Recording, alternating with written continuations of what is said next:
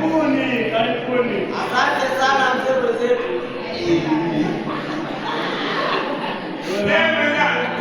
Unajua sisi tumefurahia sana maandalizi yako na tunashukuru.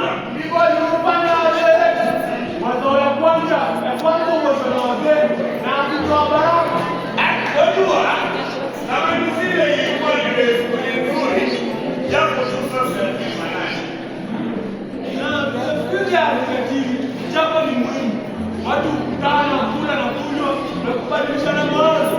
Hekima hutoka katika vikao kama hivi. Mimi nasikiliza kwa makini wasikilizaji. Mnasema na nani? Tatizo la watu wa siku hizi ni kusifu familia zao kabisa. Pamoja na dini ambazo zilikuja zikiwakilisha watu. Yaani jamani, siku hizi watu wanaona bila kuacha. Maoni nzuri katika hekima ya wazee. Amekupa jambo la kiwake hapo. Hawa ni tabia ni mtumbo. Sasa ni dawa. Hadi hiyo tamaduni hamina tabia. Yaani vilivyopo havina chochote. Watoto siku hizi hawajui asili yao. Hawana lao. Wanaona kwamba uzungu ndio ustaarabu. Ninaamini kwamba unaona hiki kizazi. Hiki kizazi cha njia panda za kitamaduni. Hawa wana kila utamaduni isipokuwa wao wenyewe. Akisa hivi majuzi kwamba ukajelekizoni jamani. Sasa taajabu.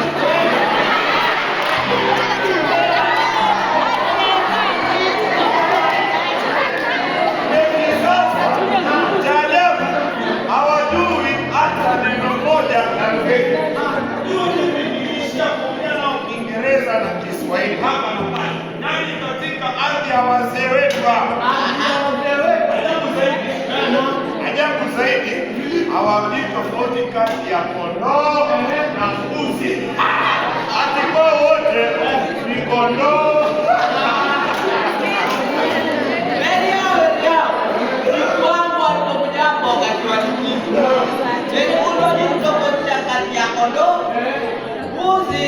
Na mbwa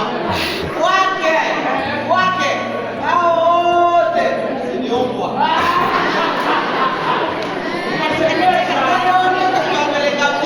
Wanasema yote tuliwafundisha. Bila mgeni jamani, unajua maisha ya mjini ni ya mashaka. Tena inanionyesha kwa hata malezi jamani hawezi tena. Basi tutoke kwa usiku na mchana.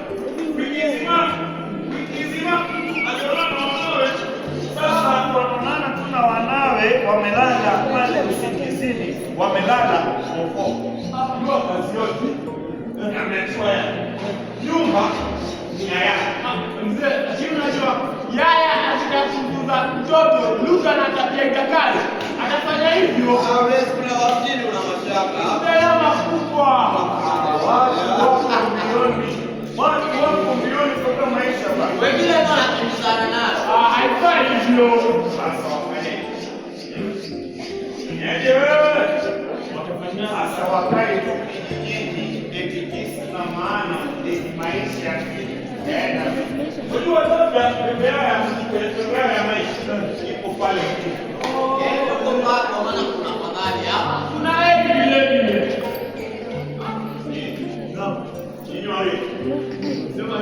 Hii dunia inaenda ikibadilika na usipobadilika ni mtazamo usikokuwahi.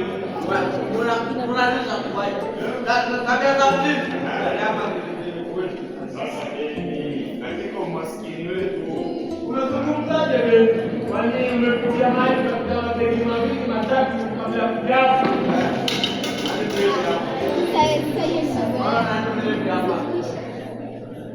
Sasa nikwambie, kawaida mimi hata nikinywa nani wote mnashangaza kulipa.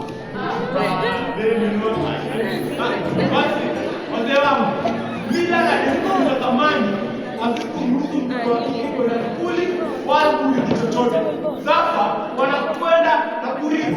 Mambo yamebadilika. Zamani mtoto wa kike alikuwa mtegemea mifuko za waume zao. Sasa mambo ni tofauti. Zamani ya mwanamke iliongezeka na nafasi yake kupanuka. Na kuambia kukuza hayo ni kazi bure. Watu watani wa kike wanazungumzia hao wayoni kwa kazi. Neno ni hao tu, lakini tunaiona tofauti. Watoto wetu wa kiume hawezi kulinganishwa nao hata kidogo. Hawawezi.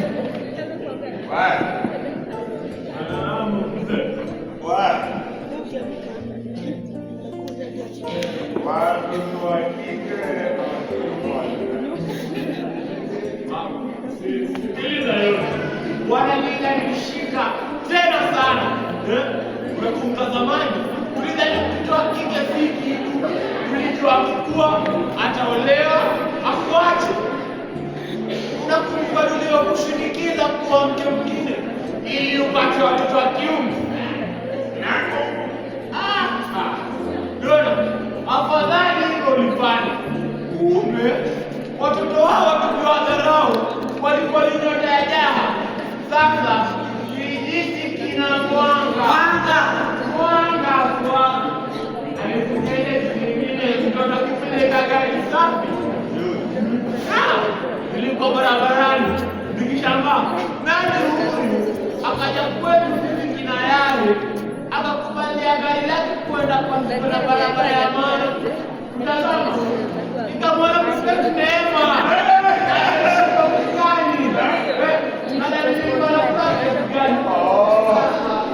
Sasa kila niendapo ninawaambia kwamba tuna simba wa kike anayemhuruma. Sawa, alikuja sio?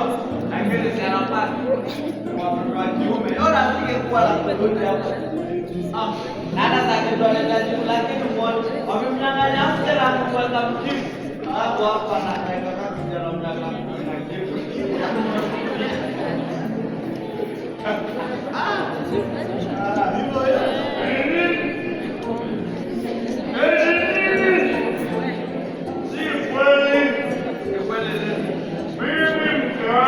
amekwenda kufanya matibabu, anaelekea kisafari.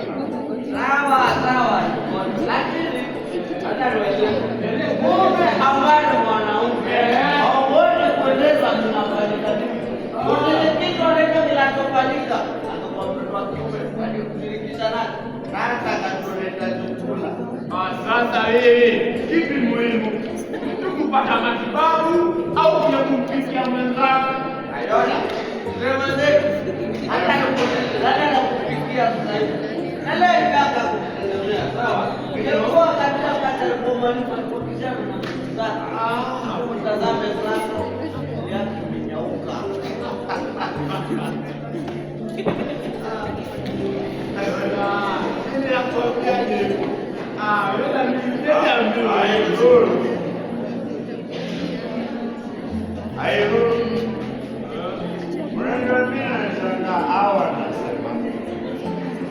Munasema munaongea gani ya nani? Sasa ni nyamaza muongea.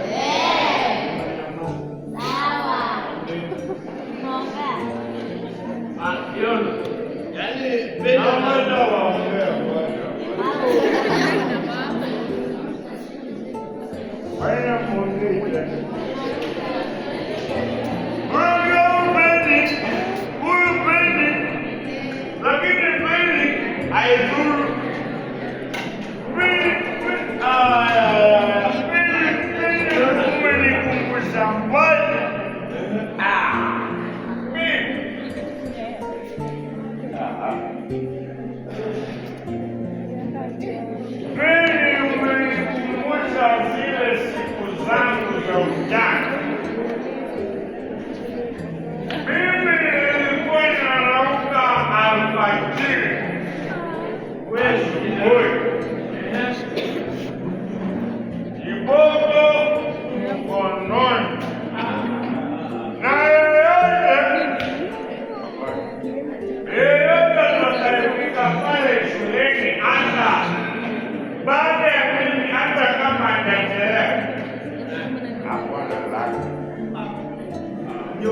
sio kama hakuwa na lake.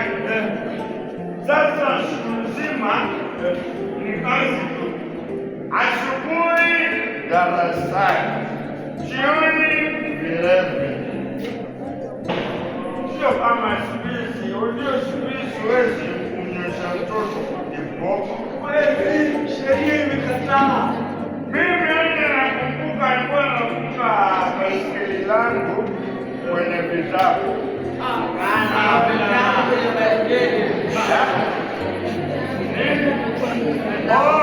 Ni vitabu kwenye baiskeli, halafu nakwenda kuvisaisha wikendi.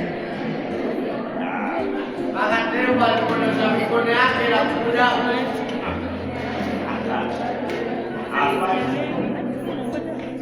Unajua, ni wenzetu ndio walionidai kwenda Ulevi. Mimi sisemi, nakumbuka nilikuwa miongoni mwa vijana waliosoma hata nilikuwa na uvimbe. Kisha unaendeleza mara moja. Niteleza mara moja Yona. Sema kweli. Tueleze Yona. Wewe ni mzee. Utakuta nini sasa?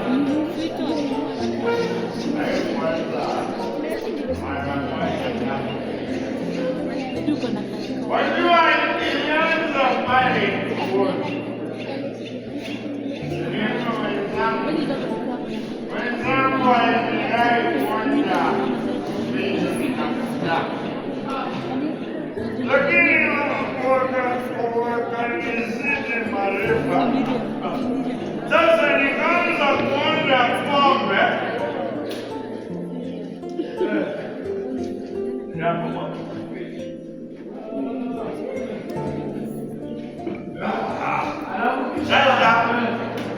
Hadi pale sasa nilipotumwa kwenda kufanya kazi,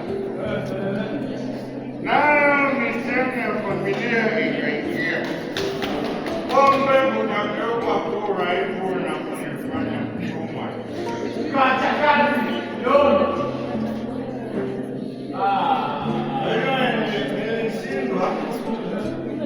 Nilishindwa kuingia kazini kila siku, manake nilishindwa kuishi bila pombe. Yaani pombe uligeuka kuwa uraibu kwangu kanifanya. Yona. Nakueleza siku zile. Jo. Hapo pole pole. Kitara. Nakueleza kwamba siku zile mkeo alikuvumilia kweli. Angefanya. Unajua kile kipindi kilikuwa kigumu. Mimi nakumbuka alinisaidia kulea watoto na kusomesha. Sasa mimi nikawa narukia shamba na kukama ng'ombe, na sasa anachukua mazao tulizozalisha na kwenda kuziuza kule sokoni. Mimi naambieni kama sie chombo kingezama, basi siwezi kumwongea maneno yako.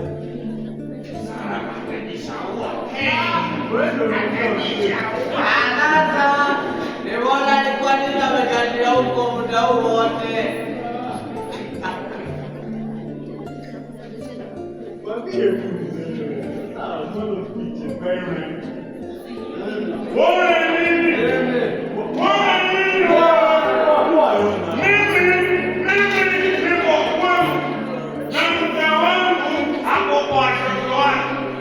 Sasa Beni asipokuwa huko, unataka kwe wapi?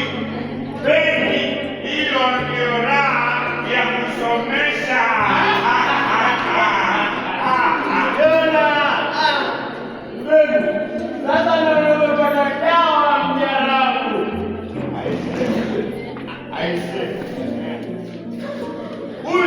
Huyu mwenzangu amekuwa akinikera sana kwa mfano. Mimi nashangaa. Pilipili limo sani mwangu yamwasha sana huyu mfano. Unajua? Unapenda kujipiga kifua kana kwamba wewe kuna watu wamesoma wana ajira. Wewe wako umewasomesha mpaka wapi? Sina hilo. Hawezi wakafanana sio? Lakini pia tunasoma kiwango hicho na wana kazi. Kazi gani? Sawa. Mwanangu mkubwa. Engineer nini? Je, hapa ni kazi kwa kiwandani wanafundisha mtu. Mwanangu mkubwa ni engineer. Anafanya kazi kule kiwandani. Kazi kule wafanye jambo. Ndio kutegemewa. Basi, usimdanganye mwenzako. Wewe ni fundi wa mitambo tu, si injinia. Fundi wa mitambo tu, si injinia. Sikudangani, mwanao sio injinia. Mwanao ni chinjilia.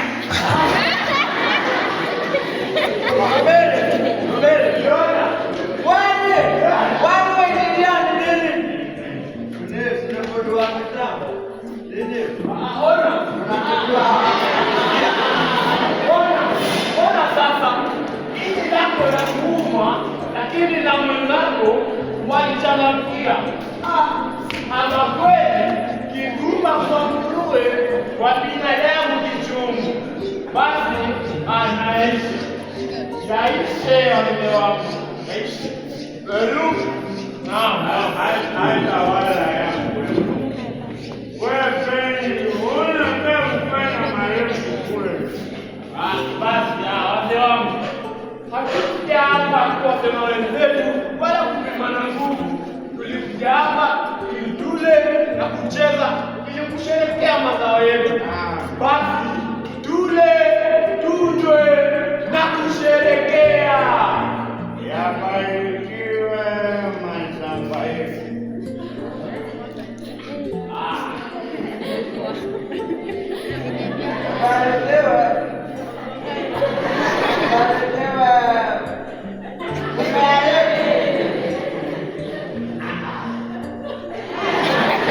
Ibarikiwe mizabibu yetu.